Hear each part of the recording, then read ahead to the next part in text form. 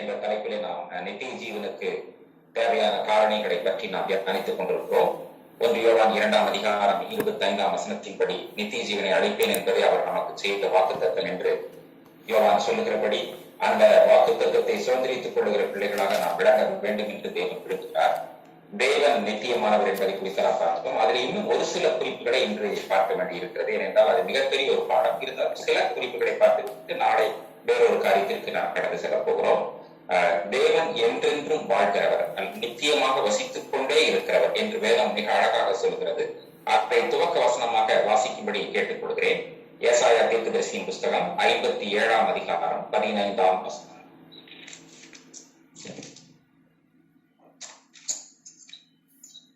நான் அவர்கள் பொருளாசை என்னும் அக்கிரமத்து நிமித்தம் கடும் கோபமாகி நித்தியவாசியும் பரிசுத்தர் என்கிற நாம முன்னருமாகிய மகத்துவமும் உன்னதமாகவும் சொல்கிறார். உன்னதத்திலும் பரிசுத்தத்திலும் வாசம் பண்ணுகிறதனால் பணிந்தவர்கள் ஆவியை உயிர்ப்பிப்பதற்கும் நொறுங்குவர்களின் இதயத்தை உயிர்ப்பதற்கும் நொறுங்குண்டு பணிந்த ஆவி விரோதத்திலும் வாசம் பண்ணுகிறேன்.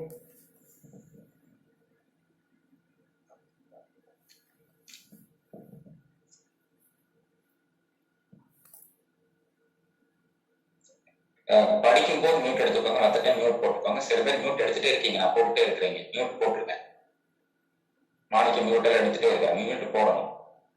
படிக்கிறவங்க மட்டும் மியூட் எடுத்துட்டு படிச்சுட்டு திருப்பி மியூட் போட்டுக்கோங்க. தேவனுக்கு மகிமை உண்டாவதாக.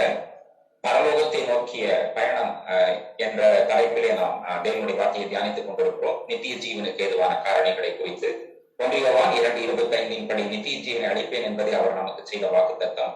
அதற்கு ஆதாரமாக ஏசாயா தீர்க்கதரிசியின் புஸ்தகம் 57ஆம் அதிகாரம் 15ஆம் வசனத்தை நாம் வாசிப்போம். நித்திய வாசியும் பரிசுத்தர் என்கிற நாமம் உள்ளவருமாகிய மகத்துவமும் உன்னதமுமானவர் சொல்லுகிறார் என்று அந்த வசனம் சொல்லுகிறது. அவர் என்ன சொல்லுகிறார்? நான் உன்னதத்தில் பரிசுத்த ஸ்தலத்தில் வாசம் பண்ணுகிறேன், ஆனால் பணிந்தவர்களின் ஆவியை உயிர்ப்பிக்கிறதற்கும் நொறுங்கினவர்களின் இருதயத்தை உயிர்ப்பிக்கிறதற்கும் நொறுங்குண்டு பணிந்த ஆவியுள்ளவர்களிடத்திலும் வாசம் பண்ணுகிறேன் என்று தேவன் சொல்கிறார். அதாவது தேவனுக்கு முன்பாக நொறுங்குண்ட அனுபவம் என்ன என்பதை வருகிற நாட்களில் பார்க்க போகிறோம். இன்றைக்கு இந்த வசனத்தின் முதல் பகுதியை மாத்திரம் எடுத்துக் கொள்கிறோம். நித்திய வாசி என்று சொல்லுகிறார். அப்படிப்பட்டவர் நம்மோடு கூட வாசம் பண்ண விரும்புகிறார். அவ்வளவு பெரியவர் வாசம் பண்ண விரும்பும் போது நாம் தாழ்மையாக இருக்க வேண்டும். தாழ்மை உள்ளவர்களுக்கு தேவன் கிருபை அளிக்கிறார். அந்த கிருபையும் கூட தேவன் நித்திய கிருபை என்று தேவனுடைய வசனத்தில் நாம் வாசிக்கிறோம். ஏசாயா 54ஆம் அதிகாரம் 8ஆம் வசனத்தின்படி நித்திய கிருபை என்று சொல்கிறார். அவர் நமக்கு கிருபை கொடுக்கும் போது ஏதோ குறைவான கிருபையை கொடுக்க வேண்டும் என்று தேவன் விரும்புவதில்லை. நித்தியமாக கிருபையை கொடுத்து நித்தியம் வரைக்கும் நடத்த வேண்டும் என்று தேவன் விரும்புகிறார். ஆகவே இந்த தேவனுடைய வாழ்நாட்களை பற்றி நாம் பேசவே முடியாது. அவருடைய வருஷங்கள் முடிந்து போவதில்லை என்று நாம் பார்க்கிறோம். இதற்கும் ஒரு வசனத்தை வாசிக்கும்படி கேட்டுக் கொள்ளுகிறேன். யோபு 36ஆம் அதிகாரம் 26ஆம் வசனம்.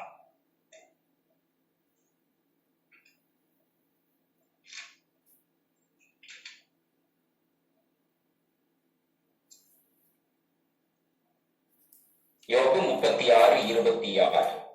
இதோ தேவன் மகத்துவம் உள்ளவர், நாம் அவரை அறிய முடியாது, அவருடைய வருஷங்களின் இலக்கம் ஆராய்ந்து முடியாதது. தேவனுடைய வருஷத்தை நாம் எண்ண முடியாது என்று இந்த வசனம் சொல்லுகிறது. அவருடைய வருஷங்களின் இலக்கம் ஆராய்ந்து முடியாது. ஆகவே தேவன் என்றென்றைக்கும் இருக்கிறவர். அதை குறித்து முதல் குறிப்பாக இன்றைக்கு நாம் பார்க்க போகிறோம். தேவன் என்ற கரையிலே இந்த 3 ஆழ்த்தத்துவங்களை குறித்து பார்க்கும் போது பிதாவும் சரி, குமாரனும் சரி, பரிசுத்தாவியானவரும் என்றென்றும் இருக்கிறவர் என்பதை குறித்து பார்க்கிறோம். ஆகவே இந்த தேவனால் சிருஷ்டிக்கப்பட்ட நாமும் என்றென்றும் இருக்க வேண்டும் என்றுதான் தேவன் விரும்புகிறார். முதலாவதாக 1 தீமோத்தேயு 1ஆம் அதிகாரம் 17ஆம் வசனத்தை வாசிப்போம். 1 தீமோத்தேயு 1ஆம் அதிகாரம் 17ஆம் வசனம்.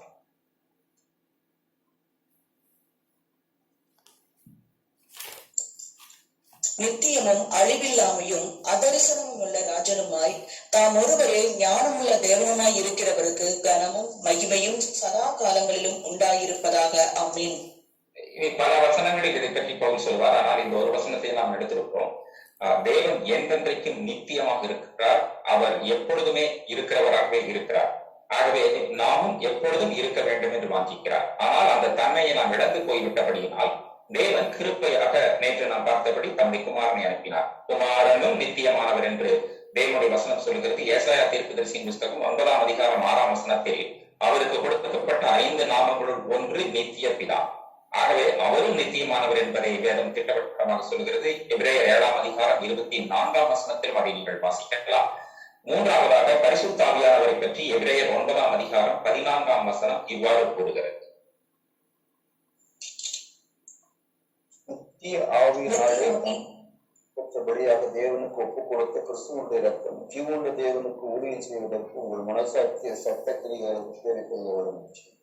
நித்திய ஆவியினாலே என்று எபிரேயர் நிருபத்தான் சொல்கிறார். ஆகவே தேவன் நித்தியமானவர். நித்திய தேவன் மாத்திரமல்ல, அவர் என்றென்றும் இருக்கிற ஆளுகை செய்கிறவர். அதனாலதான் கர்த்தர் என்ற வார்த்தைக்கு ஆளுகை செய்கிறவர் என்று பொருள் என்று நாம் பார்த்தோம். ஆகவே இரண்டாவதாக பார்க்கிறோம், அவர் ராஜா, என்றென்றும் இருக்கிற ராஜா, நித்தியமான ராஜா. இதை எரேமியா மிக அழகாக தெரிவிக்கிறார். எரேமியா 10ஆம் அதிகாரம் 10ஆம் வசனத்தில், கர்த்தரோ உண்மையான தேவன், அவர் ஜீவனுள்ள தேவன், நித்திய ராஜா. அவருடைய கோபத்தினால் பூமி எதிரும் அவருடைய உத்தரத்து ஜாதியில் செலுத்த மாட்டார். அவர் நித்திய ராஜா என்று சொல்கிறார்.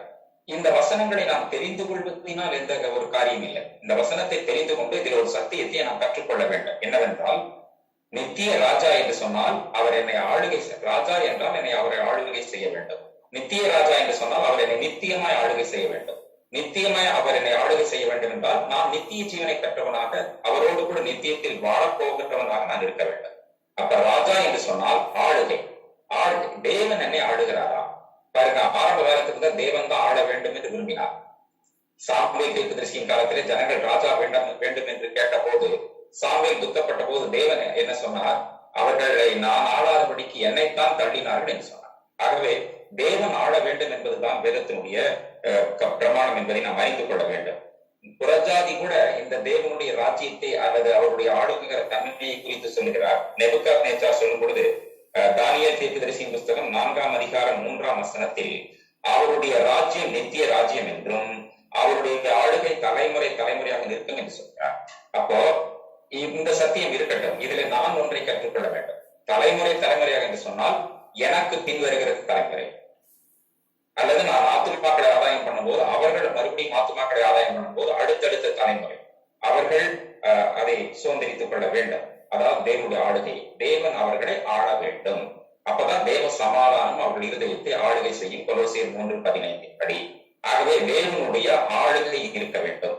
அதே தானியேல் தீர்க்கதரிசியின் புஸ்தகம் 4ஆம் அதிகாரத்தில் 34ஆம் வசனத்திலும் நேபுகாத்நேச்சார் சொல்கிறார், அவருடைய கர்த்தத்துவமே நித்திய கர்த்தத்துவம் என்றும் அவருடைய ராஜ்யமே தலைமுறை தலைமுறையாக நிற்கும் என்றும் அங்கே சொல்லுகிறார். அப்போ நித்தியமாய் இருக்கிற இந்த தேவன் என்னை நித்தியமாய் ஆளுகை செய்ய வேண்டும், சரிதான். ஆனா பூமியில் ஜீவிக்கும் போதே பல நாட்களில் தேவன் நம்மை ஆளுகை செய்வதில்லை. அதாவது ஆளுகை செய்ய நாம் விடுவதில்லை. அதுதான் பிரச்சனையா இருக்கும். தேவன் என்னை வருஷம் முழுவதும் 365 நாட்களும் ஆளுகை செய்கிறாரா? 24 மணி நேரம் என்னை ஆளுகை செய்ய நான் அவருக்கு அனுமதி கொடுக்கிறேனா? அதை நாம் யோசித்து பார்க்க வேண்டும்.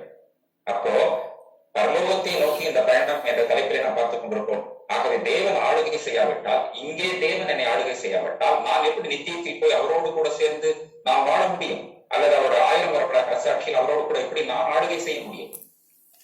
ஆகவே இந்த தேவனுடைய ராஜ்யத்தை பற்றி வேறு ஒரு 2-3 வசனங்களை உங்களுக்கு நான் தர வேண்டும் என்று விரும்புகிறேன். தானியேல் தீர்க்கதரிசியின் புஸ்தகம் 7ஆம் அதிகாரத்தில் நீங்கள் வாசிக்கலாம். 14ஆம் வசனத்தில், அந்த 4 பெரிய சகல ஜனங்களும் ஜாதியாரும் பாஷைக்காரரும் அவரையே சேவிக்கும்படி அவர்களுக்கு கர்த்தத்துவமும் மகிமையும் ராஜரீகமும் கொடுக்கப்பட்டது. அவருடைய கர்த்தத்துவம் நீங்காத நித்திய கர்த்தத்துவமும் அவருடைய ராஜ்யம் அழியாததுமாய் இருக்கிறது. நல்ல கவனிங்க, இந்த வசனத்துல ஒரு வார்த்தையை ஆவியானவர் இவ்வாறு சொல்லுகிறார். என்னவென்றால், அழியாத ராஜ்யம் என்று சொல்கிறார். அவருடைய கர்த்தத்துவம் அவருடைய ராஜ்யம் அழியாது. அப்படி என்றால் அழியாத தன்மைக்கு நானும் போக வேண்டும். அழிவுள்ளது அழியாமையை சுதந்திரித்துக் கொள்ள வேண்டும். இதுக்குதான், ஏன்னா அழிவுக்கு உட்பட்டு விட்டோம். இனி அழியாமை சுதந்திரிப்பதற்குதான் இயேசு கிறிஸ்துவை நாம் பின்பற்றுகிறோம். அவர் பூமிக்கு அனுப்பப்பட்டது அதற்குத்தான். அதே அதிகாரத்திலே 18ஆம் வசனத்தில் என்ன சொல்லுகிறார் என்றால், என்றென்றைக்கும் உள்ள சதா காலங்களிலும் ராஜ்யத்தை சுதந்திரித்துக் கொள்வார்கள் என்று உன்னதமானவருடைய பரிசுத்தவான்களை பற்றி சொல்லியிருக்கிறது. அப்போ தேவன் ஒரு ராஜ்யத்தில் தம்முடைய பிள்ளைகளுக்கும் பங்கு கொடுக்கிறார் என்பதை தானியேல் 7ஆம் அதிகாரம் 18ஆம் வசனத்தில் நீங்கள் வாசிக்கலாம். அதே அதிகாரம் 27ஆம் வசனத்திலும் நாம் பார்க்கும்போது, வானத்தின் கீழெங்கும் உள்ள ராஜ்யங்களின் ராஜரீகமும் ஆளுகையும் மகத்துவமும் உன்னதமானவருடைய பரிசுத்தவான்களாகிய ஜனங்களுக்கு கொடுக்கப்படும். அவருடைய ராஜ்யம் நித்திய ராஜ்யம், சகல கர்த்தத்துவங்களும் அவரை சேவித்து அவருக்கு கீழ்ப்பட்டிருக்கும் என்பதை நாம் பார்க்கிறோம். எனக்கு அருமையானவர்களே, நாம் தேவனால் ஆளுகை செய்யப்படுகிறோம். அந்த ஆளுகை செய்யப்படுறதுன்னா ஒரு முக்கியமான விஷயம் வேணும். தேவன், நாம் ஏற்கனவே அதை பார்த்து விட்டோம், கர்த்தர் எனக்கு மேய்ப்பராக இருக்கிறார். ஏன்னா அவர் மேய்க்கணும். அவருடைய ஜனங்கள் மேய்ச்சலின் ஆடுகளாக நாம் காணப்படுகிறோம். அவர் என்னை மேய்க்கிறாரா? சங்கீதம் 23 உங்களுக்கு தெளிவா தெரியும். கர்த்தர் என் மேய்ப்பராக இருக்கிறார், நான் எதிலும் குறைவுபட மாட்டேன், நான் தாழ்ச்சி அடைய மாட்டேன், எனக்கு எந்த தேவையும் இருக்காது. இதுதான் தேவன் சொல்லுகிற ஒரு காரியம். அப்போ அவர் குறைவு இருக்காத, நான் பணம் ஆசை எனக்கு இருக்கக்கூடாது, பணத்தை நாடி நான் போகக்கூடாது. ஏனென்றால் அந்த வசனம் என்ன சொல்லுகிறது என்றால், நான் தாழ்ச்சி அடையேன் என்று சொல்லப்பட்டிருக்கிறது. அப்ப நான் தாழ்ச்சி அடையேன் என்று சொன்னால் தேவன் என்னுடைய தேவைகளை சந்திக்கிறார் என்றுதானே பொருள். அப்படி இருக்கும்போது நான் கொலோசியர் 3ஆம் அதிகாரம் முதல் 2 வசனங்களை நீங்கள் வாசிக்கலாம். நாம் மேலானவைகளை தான், கிறிஸ்து தேவனுடைய வலது பாரிசத்தில் வீட்டிற்கு மேலானவைகளை தான் தேட வேண்டும், நாட வேண்டும். அப்படி இருக்கும்போது பூமிக்குரியவைகளை தேடும் போது நான் தேவனை மறுதலிக்கிறேன். என் தேவைகளை சந்திக்கிறார் என்று அறிக்கை பண்ணிவிட்டு, கர்த்தர் எனக்கு மேய்ப்பராய் இருக்கிறார் என்று அறிக்கை பண்ணிவிட்டு, பூமிக்குரிய தேவைகளை நான் என்ன செய்கிறேன்? தேவனுடைய சித்தத்திற்கு விரோதமாக நான் போகும்போது நான் என்ன செய்கிறேன்? அவரை மறுதலிக்கிறேன். அவர் தேவைகளை சந்திப்பார் என்ற விசுவாசம் எனக்கு இல்லை. எபிரேயர் 13:5 நீங்கள் பண ஆசை இல்லாதவர்களாய் நடந்து உங்களுக்கு இருக்கிறவைகள் போதும் என்று எண்ணுங்கள் என்று சொல்லப்பட்டிருக்கு. அதாவது தேவன் போதுமானவைகளை தருவார்.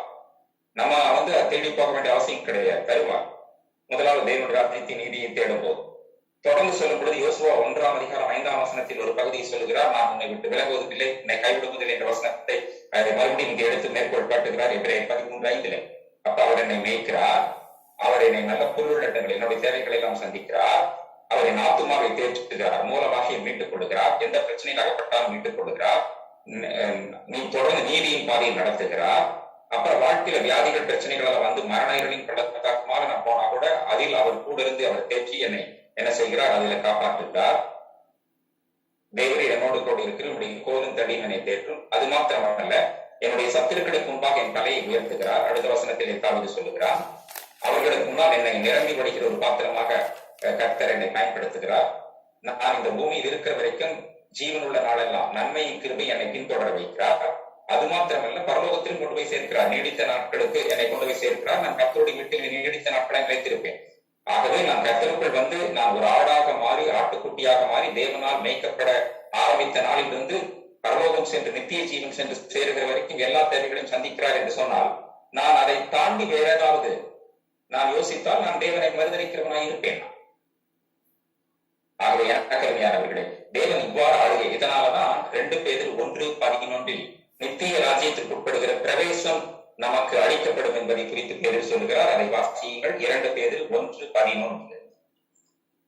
இவ்விதமாய் நம்முடைய கர்த்தரும் இரட்சகரும் ஆகிய இயேசு கிறிஸ்துடைய நித்திய ராஜ்யத்துக்கு உட்படும் பிரவேசம் உங்களுக்கு பரிபூரணமாய் அளிக்கப்படும். ஆகவே நித்திய ராஜ்யத்திற்கு உட்படுகிற பிரவேசம் என்று சொல்கிறார் இந்த ராஜ்யத்தை பற்றி சொல்லும் போது. அதனால கொலோசியர் 1:13 அன்பின் குமாரனுடைய ராஜ்யத்துக்கு இப்பொழுதே தேவன் நம்மை உட்படுத்தி இருக்கிறார் என்று பார்க்கிறோம். அந்த ராஜ்யத்திற்குள்ளே வளர்ந்து நாம் என்ன செய்ய வேண்டும்? தேவனுடைய ராஜ்யத்தை சென்று சேரும் போது அங்கே நீங்கள் வாசித்தீர்கள், அது உங்களுக்கு பரிபூர்ணமாக அளிக்கப்படும். அதனால்தான் இயேசுவையும் ராஜா என்று வேதம் அழைக்கிறது. வெளிப்படுத்தல் 17:14 19:16 அவர் ராஜாதி ராஜா என்றும் கர்த்தாதி கர்த்தா என்றும் அழைக்கப்படுகிறார். ஆகவே தேவன் மாத்திரமல்ல, தேவன் ராஜாவாக, நித்திய ராஜாவாக இருக்கிறார். என்னை நித்தியமாய் ஆளுகை செய்ய வேண்டும் என்று விரும்புகிறார். அதற்கு நான் இடம் கொடுப்பேனா? இன்றைக்கு நாம் யோசிப்போம், இதுவரைக்கும் நம்முடைய வாழ்க்கையில் எந்த அம்சங்களில் தேவனுக்கு இடம் கொடுக்கவில்லையோ. ஏனென்றால் கர்த்தருடைய பிள்ளைகள் தங்கள் வாழ்க்கையினுடைய எல்லா அம்சங்களிலும் தேவனுக்கு ஆளுகை செய்ய இடம் கொடுப்பார்கள் என்று சொல்வதற்கில்லை. சில விஷயங்களில் தாங்களே முடிவெடுக்கிறார்கள். சில கர்த்தருடைய பிள்ளைகள் முழு விஷயத்திலும் வாழ்க்கையின் எல்லா அம்சங்களிலும் தாங்களே முடிவெடுக்கிறார்கள். அது தேவனுக்கு விரோதமான ஒரு காரியம். என கருமையானவர்கள் 3ஆவதாக பார்க்க போகிறோம். என்னவென்றால், ரொம்ப முக்கியமானதே இந்த தேவனோட நீதி தான்.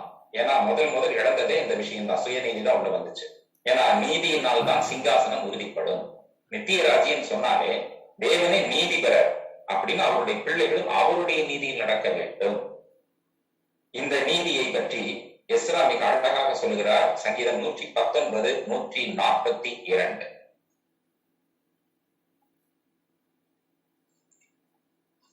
உங்களுடைய நீதி நித்தியம் வேதம். நித்திய நீதி, உங்களுடைய நீதி நித்திய நீதி, உங்களுடைய வேதம் சத்தியம் என்று இங்கே நாம் வாசிக்க கேட்டோம். அப்போ இந்த நீதி இதனுடைய இரண்டாவது பகுதி என்ன சொல்லுகிறது? அப்போ உங்களுடைய நீதி நித்திய நீதி ஆச்சுங்களா? அப்போ சத்தியத்திலிருந்து வசனத்திலிருந்து நீதியை கற்றுக்கொள்கிறோம், அது நித்திய நீதி. இந்த நித்திய நீதி நம்ம நீதிக்குள்ள உட்பட்டு இருக்கிறோம். நித்திய நீதி இனிதான் வர வேண்டி இருக்கிறது. இதை தானியேல் 9ஆம் அதிகாரம் 24ஆம் வசனம் இவ்வாறு சொல்லுங்கள்: மீறுதலை தவிர்க்கிறதற்கும், பாவங்களை தொலைக்கிறதற்கும், அக்கிரமத்தை நிவர்த்தி பண்ணுகிறதற்கும், நித்திய நீதியை வருவிக்கிறதற்கும், தரிசனத்தையும் தீர்க்க தரிசனத்தையும் முத்திரிக்கிறதற்கும், மகா பரிசுத்தம் உள்ளவரை அபிஷேகம் பண்ணுகிறதற்கும், உன் ஜனத்தின் மேலும் உன் பரிசுத்த நகரத்தின் மேலும் 70 வாரங்கள் செல்லும்படி குறிக்கப்பட்டிருக்கிறது. ஆண்டு விழாவில் ஏற்கனவே நாம் தியானித்திருக்கிறோம் 70 வாரங்களை பற்றி. இங்கே சொல்லும் பொழுது நித்திய நீதியை வருவிக்கிறதுக்கு என்ன சொல்லுகிறார்? அப்போ இந்த நித்திய நீதிக்கு உட்படுகிறது தேவனுடைய வசனத்திலிருந்து தான் இருக்கும். அதனால இயேசு கிறிஸ்து ஒரு முறை இவ்வாறு சொன்னார், நித்திய ஜீவனை பற்றி அவர் இவ்வாறு குறிப்பிடுகிறார். யோவான் 8ஆம் அதிகாரம் 51ஆம் வசனம்: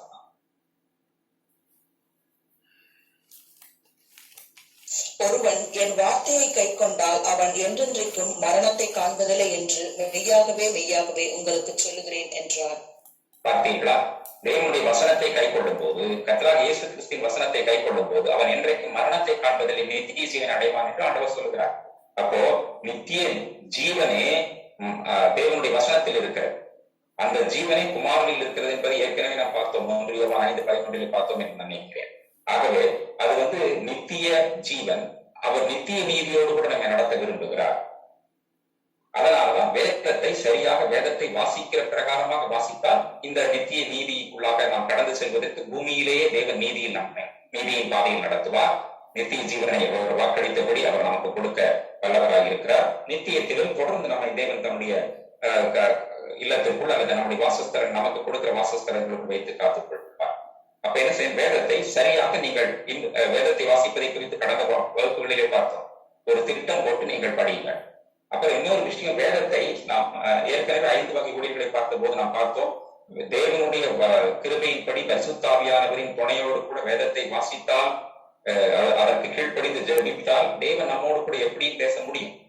வேதத்தை சில சமயங்களில் நம்முடைய பிரச்சனைகளுக்கு திறந்து நாம் ஏதாவது வசனம் வருமா என்று நாம் பார்க்க வேண்டிய அவசியம் இல்லை.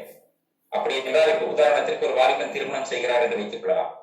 பொதுவாக தான் விரும்புகிற பெண்ணை தனக்கு வேண்டும், அதற்கு வசனம் ஏதாவது கிடைக்குமா என்று திறந்து பார்த்தால் கிடைக்காது, எதிர்மாறான வசனம் கிடைக்கும். அப்புறம் திருப்பி அதற்கு தான் விரும்புகிறார், தேவ சித்தம் இல்லை, தான் விரும்புகிற ஒரு காரியத்தின், அது திருமணமாக இருக்கட்டும், எந்த காரியமாக இருக்கட்டும், எனக்கு கேட்கிற வசனம் வர வேண்டும் என்று சொல்லி அவன் திறந்து பார்த்தான் என்று சொன்னால், திறந்து பார்த்து கொண்டே இருக்க வேண்டியதான், வருகை வரைக்கும் திறந்து கொண்டிருக்க வேண்டியதான். ஆகவே கிடைக்கவே கிடைக்காது. ஆகவே நாம் என்ன செய்ய வேண்டும் என்று சொன்னால், நீதி என்று சொன்னால் தேவனுடைய வசனத்தை படித்து ஆவியானவர் என்ன கற்றுக் கொடுக்கிறாரோ, அல்லது ஆவியானவரோட அபிஷேகம் பெற்ற கர்த்தருடைய ஊழியக்காரர்கள் மூலமாக தேவன் என்ன கற்றுக் கொடுக்கிறாரோ. ரோமர் 8:14 சொல்கிறது, தேவனுடைய ஆவியினால் நீங்கள் நடத்தப்படும் போது தேவனுடைய புத்திரராக இருக்கிறீர்கள். ஆகவே வசனத்தை சரியாக வாசிக்க, இன்னும் சொல்ல போனால் இயேசு நம்முடைய வாழ்க்கையில் முழுமையாக கிரியை செய்ய வேண்டும். அதுக்கு ஒரு விஷயத்தை நான் சொல்ல விரும்புகிறேன். லூக்கா 18ஆம் அதிகாரத்தில் ஒரு ஐஸ்வர்யவான் இயேசுவினிடத்தில் வருகிறார்.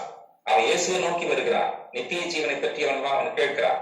ஆனால் இயேசு கிறிஸ்து சொன்ன ஆலோசனையை அவனால் ஏற்றுக்கொள்ள முடியவில்லை. பாருங்க, இயேசுவை நோக்கி அவன் வந்தான், ஆனால் இயேசு அவனுக்குள் வருவதற்கு அவன் இடம் கொடுக்கவில்லை. ஆனா அதே லூக்கான அடுத்த அதிகாரத்துல 19ஆம் அதிகாரத்துல வேறொரு மனுஷனை பார்க்கிறோம், சகை. அவன்கிட்ட இயேசு போனான். இயேசு எப்படிப்பட்டவர்கள் என்று பார்க்க அவன் மரத்திலே உட்கார்ந்து கொண்டிருந்த பொழுது, நீ சீக்கிரமா இறங்கி வா, இன்றைக்கு வீட்டில் தங்க வேண்டும் என்று சொன்னான். இயேசுவை என் உள்ளத்திற்குள்ள அனுமதித்தால் தான் இந்த பிரச்சனைக்கு விடுதலை ஆக முடியும். ஆனால் அந்த 18ஆம் அதிகாரத்திற்கு ஐஸ்வர்யானை பாருங்க, நம்ம வசனப்படி சரியா நடந்தவன். அவன் வசனப்படி சரியா நடந்தவன். அவனுக்கு தேவன் தந்த ஐஸ்வர்யம், தேவனால் தரப்பட்ட ஐஸ்வர்யம் தான் அது, அந்த ஐஸ்வர்யம். ஆனா தேவன் என்ன சொன்னார், இயேசு என்ன சொன்னார், அதையெல்லாம் விட்டுட்டு நீ வந்து பின்னால வா, சிலுவை எடுத்துட்டு வா அப்படின்னா. அப்ப இயேசுவை நோக்கி வந்தவன், இயேசு அவனை நோக்கி செல்வதற்கு அவன் இடம் கொடுக்கவில்லை, அவனுக்குள்ள இயேசுக்கு இடம் இல்லை. ஆனா 19ஆம் அதிகாரத்தில் இருக்கிறவன், இந்த 18 இருக்கிற வசனப்படி நியாயப்பிரமாணத்தின்படி நடந்தவன். 19ஆம் அதிகாரத்தில் இருக்கிறவன் பாவியை ரட்சிக்கிறாங்க. எந்த பாவியின் வீட்டுக்கு இயேசு கிறிஸ்து உள்ளே வருகிறாரோ அன்றைக்கு அந்த வீட்டுக்கு ரட்சிப்பு வரும். ஆனால் எவ்வளவு பரிசுத்தமா இருந்தாலும் இயேசுவை தனக்குள்ளே விடாவிட்டால் அவன் நித்திய ஜீவனை அடையப் போவதில்லை. அப்ப பாருங்க, ரொம்ப முக்கியமான விஷயம் என்றால், தேவனை என்னை எது பிரிக்கிறது என்று நான் யோசித்து பார்க்க வேண்டும், அதை என்னை விட்டு அகற்ற வேண்டும். அதனாலதான் இயேசு கிறிஸ்து பூமிக்கு வந்த போது, அவர் முக்கியமான விஷயத்திற்காக தான் வந்தார். ஏதோ வேத சாஸ்திரத்தை கற்றுக் கொடுப்பதற்காக வரவில்லை, ஒரு வேத கல்லூரி நடத்துவதற்காக அவர் வரவில்லை. இன்றைக்கு வேத கல்லூரியில் படிக்கிறவர்களும் சரி, நானும் வேத கல்லூரியில் கற்றுக் கொடுத்துக் கொண்டிருக்கிறேன். என்ன புரிந்து கொள்ள வேண்டும் என்று சொன்னால், இயேசு கிறிஸ்து வேத சாஸ்திரத்தை கற்றுக் கொடுக்க வரவில்லை. பழைய ஏற்பாடு இன்னுமே நமக்கு புரியாத நிறைய இருக்குது. பவுல் சில விஷயங்கள் எழுதுனாலதான் நமக்கு புரியுது. இயேசு கிறிஸ்து நினைத்திருந்தால் அத்தனையும் விளக்கி கொடுத்திருக்கலாம், பிரஜாதிகளுக்கு புரிகிற மாதிரி சொல்லியிருக்கலாம், எல்லாருக்கும் சொல்லி இருக்கலாம். அதற்காக அவர் வரவில்லை. அவர் வந்தது மனுஷனுடைய குணத்தை மாற்றுவதற்காக தான் வந்தார். நோக்கமே வேற, நம்ம நினைக்கிறது வேற. நம்ம பைபிள் எல்லாம் தெரிஞ்சுக்கலாம் நினைக்கிறோம். ஆண்டவர் சொல்லுகிறார், நீ குணத்தை மாற்ற வேண்டும். இயேசு வந்ததே அதற்காக தான். அதனாலதான் எல்லா இடத்திலும் அதை வலியுறுத்தினார். அந்த மனுஷனே வேத பிரமாணத்தின்படி நடந்தவன் அதை சொல்லுவார். ஆனா அவங்ககிட்ட வேற ஒரு பிரச்சனை இருந்துச்சு, அதைத்தான் மாத்த விரும்பினார்.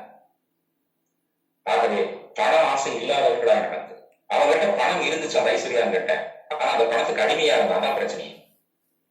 சகைகிட்டையும் பணம் இருந்துச்சு, அவன் ஒரு காலத்துல அடிமையா இருந்தான். இயேசு உள்ள வரும்போது, நான் என்னோட ஆஸ்தியில பாதி ஏழைகளுக்கு கொடுக்குறேன், அநியாயம் வாங்கியிருந்தா நாளை தனியா திரும்ப கொடுக்குறேன்னு சொல்லும் போது, இயேசு வந்த வீட்டுக்குள்ளே ரட்சிப்பு வந்ததை இயேசு கிறிஸ்து உறுதிப்படுத்துகிறார். இன்றைக்கு இந்த வீட்டுக்கு ரட்சிப்பு வந்தது, இவன் ஆபிரகாமுக்கு குமாரனாக இருக்கிறான்.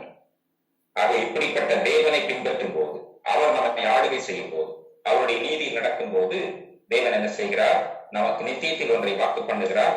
அதை நீங்கள் 2 கொரிந்தியர் 5ஆம் அதிகாரம் 1ஆம் வசனத்தில் நீங்கள் வாசிக்கலாம். பூமிக்குரிய கூடாரமாகி நம்முடைய வீடு அழிந்து போனாலும், தேவனால் கட்டப்பட்ட கைவேலை அல்லாத நித்திய வீடு பரலோகத்திலே நமக்கு உண்டு என்று அறிந்திருக்கிறோம். நித்திய வீட்டை பற்றி இங்கே அவர் பேசுகிறார் பவுல். பூமிக்குரிய கூடாரமாகி நம்முடைய வீடு அழிந்து போகும், ஆனால் கைவேலை அல்லாத நித்திய வீடு பரலோகத்தில் இருக்கிறது. ஆகவேதான் ஓசியா தீர்க்கதரிசியின் புஸ்தகம் 2ஆம் அதிகாரம் 19ஆம் வசனத்தில எல்லாம் 20ஆம் வசனத்தில் நீங்க வாசிக்கலாம். நித்திய விவாதத்திற்கென்று அவர் நம்மை நியமித்துக் கொள்வதற்காக, உருக்கமும் இரக்கமுமாக நியமித்துக் கொள்வதாக, தம்முடைய கிருபையை விளங்க பண்ணுவதாக இங்கு ஆண்டவர் சொல்லி இருக்கிறார். ஆகவே நித்திய விவாதத்தை நோக்கி செல்லுகிறதா, நித்திய வீட்டை நோக்கி செல்லுகிறதா, என்ன செய்ய வேண்டும்? அப்படிப்பட்ட அந்த இடத்தில் எந்தவித எதிர்மறையான விஷயங்களும் இல்லை என்று வெளிப்படுத்தல் 21:4 கூறுகிறது. அவர்களுடைய கண்ணீர் யாவையும் தேவன் துடைப்பார் என்று சொல்லப்பட்டது. என கருமையானவர்களே, நீங்கள் எவ்வளவு பாடுகளின் வழியாக பூமியில் சென்று கொண்டிருந்தாலும் சரி, யார் உங்களுக்கு ஆறுதல் சொன்னாலும் உங்கள் கண்ணீர் மாறப்போவதில்லை. ஆனால் ஆணி பாய்ந்த கரங்களை ஈட்டி இயேசு உங்கள் கன்னத்தை தொட்டு கண்ணீரை துடைக்கும் போது, அதை விட என்ன இன்பம் உங்களுக்கு வேண்டி கிடக்கிறது? ஆகவே அவர் ஆறுதல் படுத்தட்டும். அவர் தான் இஸ்ரவேலின் ஆறுதல் அவர். ஆகிய அப்படிப்பட்ட இயேசு கிறிஸ்து உங்கள் வாழ்க்கையில் கிரியை செய்வாராக, தேவன் கிரியை செய்வாராக, பரிசுத்த ஆவியானவர் கிரியை செய்வாராக, தேவன் உங்களை ஆசீர்வதிப்பாராக. ஜெபிப்போம். எங்களை நேசிக்கிற நல்ல பிதாவே, இந்த காலை வேளைக்காக இயேசுவின் நாமத்தில் நமக்கு நன்றி செலுத்துகிறோம். இப்பொழுதும் ஆண்டவரை நாங்கள் தியானித்த வசனங்களின் படி நித்தியத்தை சுதந்திரித்துக் கொள்வதற்கு ஆண்டவரே உண்மையும் உடைய வசனத்தையும் உடைய நீதியையும் சரியாக நாங்கள் ஆண்டவரை பின்பற்ற, உடைய வசனத்திலும் நீதியை கற்றுக்கொண்டு பின்பற்ற உடைய நல்ல ஆவியானவர் எங்களை செம்மையானபடி நடத்துவாராக. மீண்டும் ஆண்டவர் உடைய நாமத்தை நாங்கள் உயர்த்தி, நாளை மீண்டும் கூடி உடைய நாமத்தை ஆண்டவர் மகிமைப்படுத்தும் வரைக்கும் உங்களுடைய கிருபையுள்ள கரம் எங்களுக்கு துணையாக இருப்பதாக, உங்களுடைய வசனத்தின் பிரசித்த வெளிச்சம் தந்து எங்களை உணர்வுள்ளவர்களாக்கும் ஆண்டவரே தாழ்த்துக்கிறோம். உங்களுடைய குமாரனாக இயேசு கிறிஸ்துவை எப்பொழுதும் எங்கள் வாழ்க்கையில் மகிமைப்படுத்துகிறாங்க. இயேசு கிறிஸ்துவின் இணையற்ற நாமத்தில் எங்களை தாழ்த்தி ஜெபிக்கிறோம் எங்கள் ஜீவனுள்ள நல்ல பிதாவே. ஆமென். ஆமென். என் ஆத்துமாவே கர்த்தரை ஸ்தோத்திரி, என் முழு உள்ளமே அவருடைய பரிசுத்த நாமத்தை ஸ்தோத்திரி. என் ஆத்துமாவே கர்த்தரை ஸ்தோத்திரி, அவர் செய்த சகல உபகாரங்களை மறவாதே. ஆமென். கர்த்தர் உங்களை ஆசீர்வதித்து உங்களை காக்க கடவர். ஆமென். ஆமென். கர்த்தர் தம்முடைய முகத்தை உங்கள் மேல் பிரகாசிக்க பண்ணி உங்கள் மேல் கிருபையாய் இருக்க கடவர். ஆமென். ஆமென்.